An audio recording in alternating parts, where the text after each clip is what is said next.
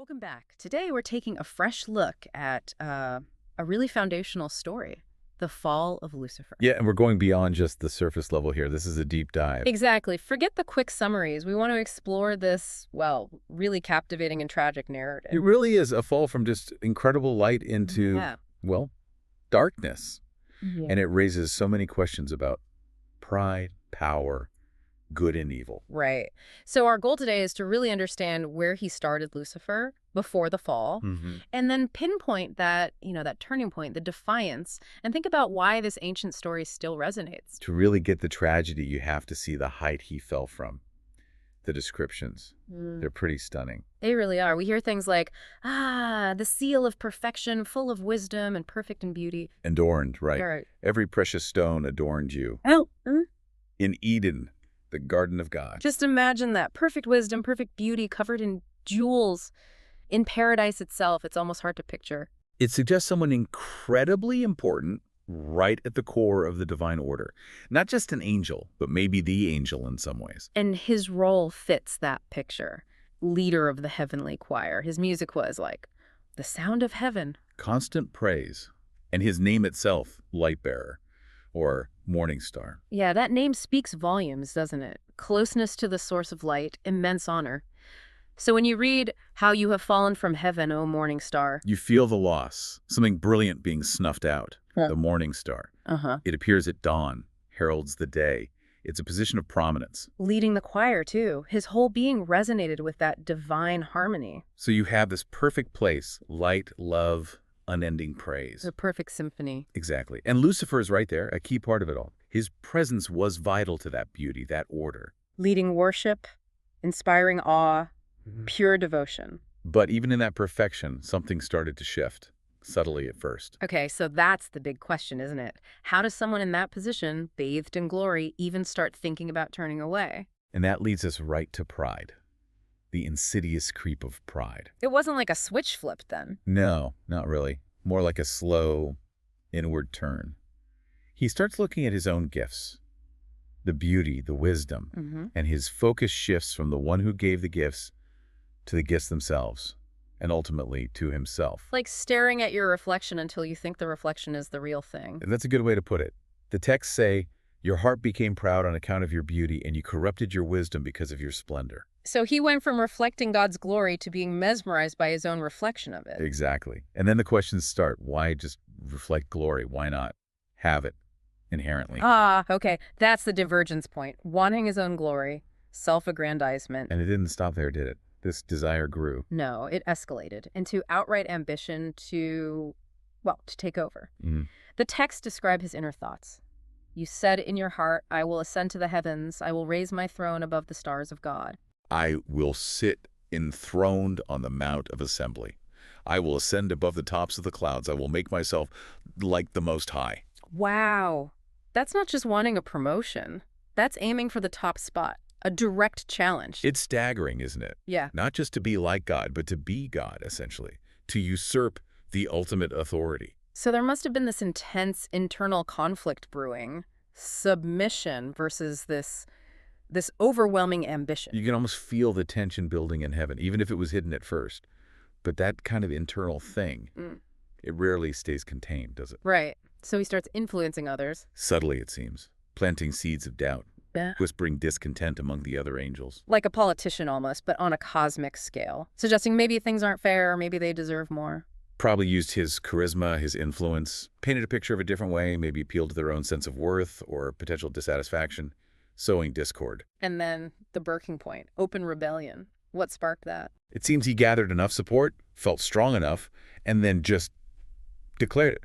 Openly stated his intention to rise above God, made those inner thoughts public. A direct, defiant challenge. And that's when Michael the Archangel steps up. Right, leading the loyal angels, we read, then war broke out in heaven. Michael and his angels fought against the dragon. That's Lucifer now, the dragon. Right. And the dragon and his angels fought back. But he was not strong enough, and they lost their place in heaven. Imagine that. War in heaven. Unimaginable, really. Yeah. Light against shadow, order against rebellion, Michael defending God's sovereignty. And Lucifer, despite his power, despite his followers, he lost. decisively. That image, I saw Satan fall like lightning from heaven, so fast, so final. Yeah, it emphasizes the completeness of it, the absolute loss of his position, his glory, irrevocable. You have to think about the loyal angels watching this, the sorrow maybe, but also perhaps relief when peace was restored. It must have solidified things, reinforced the stability of divine authority, and it really highlights the ultimate triumph of loyalty and order. So looking back at it all, the roots are clear, aren't they? Absolutely. Pride, first and foremost, Yeah. stemming from his own gifts. That beauty and wisdom became his downfall. And that pride just fueled the ambition, the desire to usurp God, to be the Most High. And it stands in such stark contrast to angels like Michael, who fought for God's order. Or Gabriel, the messenger, always obedient, always serving God's purpose, delivering messages to Daniel, Zechariah, Mary. Their greatness came from fulfilling their role, from obedience, not from trying to grab power. Exactly. True strength and alignment, not opposition. Which brings up another fascinating question people ponder. When did all this happen? The timing question. Yeah, there are a few different perspectives on that. Some think it was even before the world, our world, was created. What's the thinking there? Well, you look at descriptions of creation, like in Job, where the morning stars sang together and all the angels shouted for joy. There's no mention of a rebellion having happened, no hint of a fallen Lucifer there.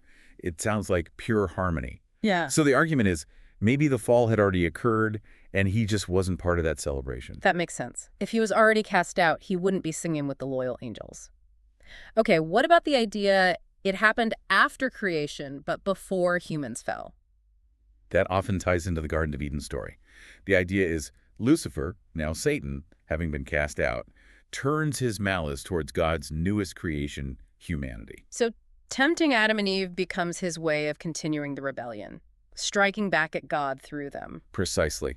His appearance as the serpent in Genesis is seen as the direct result of his prior fall. His envy, his desire to corrupt, it's all linked. It connects the two falls, in a way. Heaven's rebellion leading to Earth's temptation. Right. And then there's a third view, which is a bit more abstract. Okay. It suggests the whole thing might exist outside our human concept of linear time. Well, heaven, the divine realm, maybe time works differently there, or not at all as we know it. So Lucifer's rebellion isn't just an event in time, or maybe an ongoing, eternal reality of opposition. Like a fundamental choice, eternally present. Something like that. Yeah. God's plan of redemption is also seen as this timeless reality, always existing alongside the opposition. It's a challenging concept. It really is. Takes it beyond a simple timeline of events, highlights the enduring cosmic nature of it all. Yeah, it suggests the spiritual reality might be deeper than our clocks and calendars can measure.